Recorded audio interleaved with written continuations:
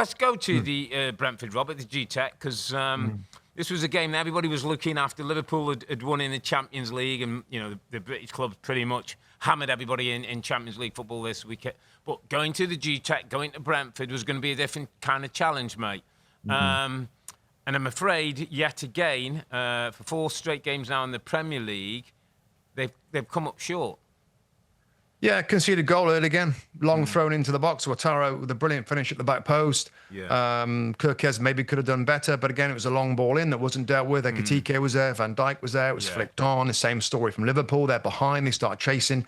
I mean, there was some, I guess, key players were out injured. You had Frimpong out. You had Gravenberch out. You had Alexander Isak had a knock because he got a little muscle problems. Changed a little bit. So it was very much, Rob, the same kind of story this game. And I guess we'll carry on with Liverpool, Rob. We'll certainly give Brentford a love a little after. It's just when I'm looking at it, Rob, and I know everyone's going to, it's another defeat. That's 4 defeats on the spin of Liverpool. The obvious question from fans and even neutrals is what is going on at Liverpool? Yeah. Now, I think it's a pretty clear and easy answer for that. And I think there's always combination, but the first part of this combination, Rob, is the existing players. So, you're talking Mo Salah, Virgil van Dijk, Alexis McAllister, Connor Bradley. The players that were there have been there. Number one, they are nowhere near the same level, right? They are nowhere near the same level. That's easy to see. Yeah. Now, that will come down to the individual player and the coach, who has to try and get the best out of the players. I would say, have they returned back from a title-winning season as hungry, as excited, as motivated to do it again? And I'll go back to the Arne Slot quote, whether it was the end of last season or beginning of this, saying, I know that these are Premier League champions, but have they got elite mentality? Meaning, can they go back-to-back and do it again? Yeah. And the existing players' performance so far would indicate not. No. Of course, we have to mention the tragedy of Diogo Jota and how that affects the ones that were existing. No one can measure that, Rob, and nobody can tell you what that effect is having on the dressing room. Absolutely right. Absolutely something that has to be mentioned. But we're not, moving beyond that horrific incident that happened for the football club.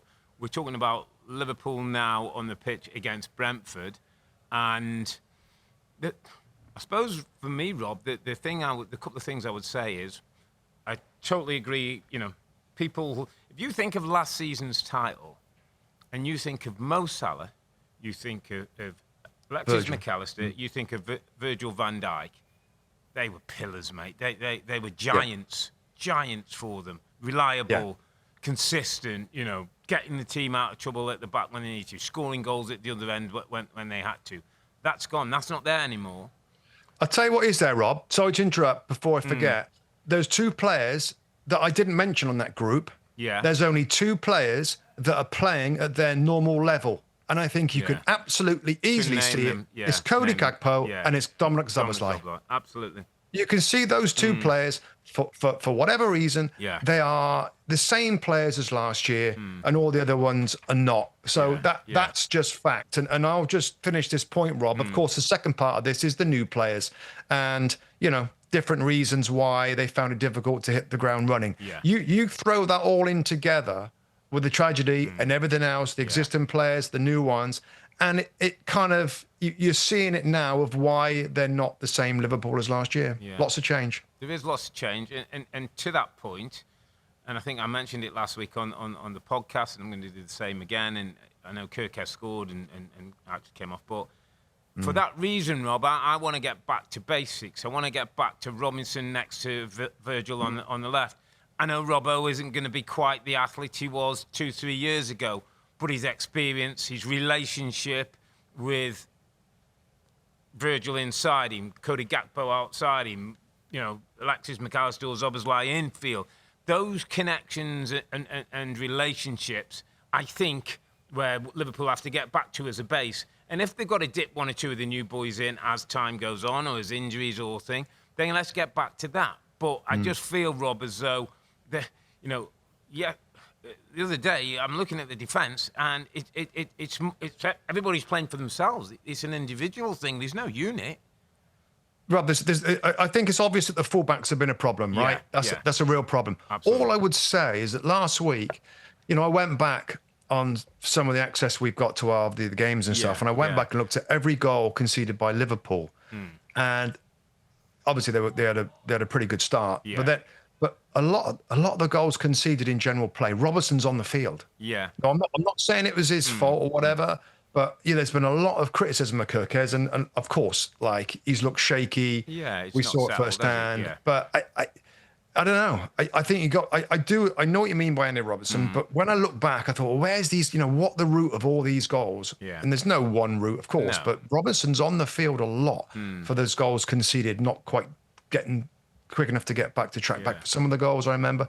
But he make a good point. And I think going back to basics, Rob, in terms of Arne Slot's, I think he said before, right, and he keeps saying second balls, physicality, set pieces, and duels. Yeah, absolutely. Stephen, our colleague Stephen Warnock was on commentary in this game, Rob, and he said at one point about Liverpool, they look a soft touch, and I couldn't agree more. Yeah. They look a soft touch. Mo Salah is a brilliant player, but he's a little small, and sometimes he's not going to be physical. Florian Wirtz, that we mentioned earlier, he gets pushed off the ball a lot. He's a little lightweight for this league at the moment, and other players that are not really committing, as if, for whatever reason, the hunger's not there. They look a soft touch. To kind of give a slight argument to Wirtz, Rob, and I think we all know when you've paid $156 million or whatever it is for him, and you've seen him play, in Germany in the Bundesliga, and then for the German national team, he looks a different player. I think from his point of view, Rob, and I'll just spin this a bit of a different way. Like, if Liverpool were right on top of the game, he might look very different. If we're winning duels, if we're midfielders in control, if I'm getting in good possession in good areas. But because they're kind of a bit all over, he hasn't got any base to start with. And so I feel a little bit sorry for him, because he's come into the, if he was in Liverpool's team last year, he probably will be like McAllister. It's a great point, Rob. It's a great point, because he's the sort of player that when you're dominating and you're controlling games, give it him, because you're getting tons of the ball. Give it him in great spaces, and he'll make things happen. When the ball's when the game's a bit, nobody's got possession. It's a bit you get it, I'll get it. A bit physical, a bit second balls. Then he's not at his best, and there's a lot of challenges and duels. He's not at his best. But that's an interesting point, And you had to sort of think from last year's midfield. Wow, you're going to add Florian Wirtz into that? Yeah. And to see it now not all gelling together is kind of crazy, when some of the thought process, Rob, of a lot of people in the game, Liverpool, what they did, what they spent, the players that they got, it's like, wow, look, do we need to show up? We need to show up with all these players. Amazing. The game is keeps you humble. It really, really does for Liverpool, yeah. Well, we talked about a lot of Liverpool players who are not up to speed. Talk to me about a player you were really impressed with in this game, mate. Well, for Brentford, mate, my underappreciated performer this weekend is a player I think we've talked about. Yeah, we mentioned him a couple of times before, I think. Michael Koyada. Yeah. We've talked about his long throw-ins. He's 21 years of age, Italian defender. They got him on loan from Fiorentina. Yeah. He went from loan to permanent. But it's not just that for him, for me, and watching in this game and other games. It's his energy, Rob, and his dribbling, and his kind of speed, and his enthusiasm. He'll overlap. He'll run inside and dribble. He'll dribble. He's good. He dribble and dribble and dribble. He can through ball. He's good defensively because he's so quick. He's big. He's powerful. He's 21 years of age. I just think he's underappreciated. One to watch because of his age and what he's doing now in many assets of the game. We could have talked about the manager, Keith Andrews, that was doubted. We both talked about him as well. And because of the expectation with Keith Andrews, it's his first job, but he's never been a head coach. He's always, he was a set piece coach before, so the expectation wasn't great for him. But to beat Man United and Liverpool in the last couple of weeks, Rob, 2 or 3 weeks, is pretty stunning. And to pull off, he's gone back to basics a little bit with Brentford, Rob. Yeah. It's physical, it's long balls, it's set pieces, it's strong. I felt like they lost a lot of good things, of course, in the summer. But as you said before, the recruitment's good at this club. They got a lot of good players in many areas. But Coyote, I wanted to give him a special mention, underappreciated, and just one to watch for people because, gosh, he's quite the player. Yeah, and I think, Rob, they're the kind of team that once they get possession, a little bit like maybe Forest used to do last season, if you defend well and have your structure. Damsgaard's some player, by the way, mate. Great little player. The ball he's played through for Shorter for the I think the second. It's a beautiful ball, through the centre back. I also want to mention that this kid up front, Igor Thiago. 24 years of age, Brazilian, struggled with was out with knee injuries. I think it's 6 Premier League goals now, mate. I think that's him. Or, you know what I mean? You've lost Wisser, you've lost Mbermo. It's a couple of seasons before that you lost Tony. You lose a manager, yet still at the top end of the pitch, they've got a guy who because they keep getting good recruitment, Rob. They keep buying good players. You get a habit of buying good players, you're going to be all right. But fair play to them and to Keith Andrews. It's a good point with Keith Andrews. And a couple of things I've loved. I've loved the hug with Igor Thiago last week against West Ham, I think, when he scored. And he'd been out with a lot of time with injury. And Keith had spent some time with him when he was set-piece coach then. And he said, we built up a relationship. And I just thought that the spirit with the team yesterday, getting that win, Liverpool coming back into the game and then winning it 3-2.